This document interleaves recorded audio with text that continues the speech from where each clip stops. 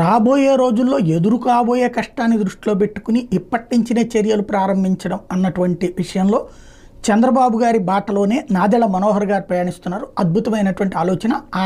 ఆయన శాఖకి సంబంధించి ఒక మంచి పని చేశారు. కేంద్ర ప్రభుత్వాన్ని కలిసి 1,00,000 కిలోల కందిపప్పు కావాలని అడిగారు.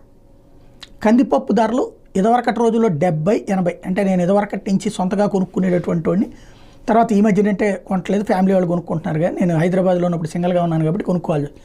అప్పట్లో 65-70 రూపాయలు చూశాను. ఇప్పుడు 150-170 ఆ రేంజ్లో పలుకుతున్నాయి కందిపప్పు. ఇట్లాంటి దశలో నాదెళ్ల మనోహర్ వెళ్ళి ఇప్పటికే మన ఆంధ్రప్రదేశ్లో రైతు బజార్ల ద్వారా రాష్ట్ర ప్రభుత్వం 150 రూపాయలకి కందిపప్పు అమ్మిస్తోంది కిలో. అది కేంద్రం ఇచ్చేటటువంటిది తక్కువ ధరలకి.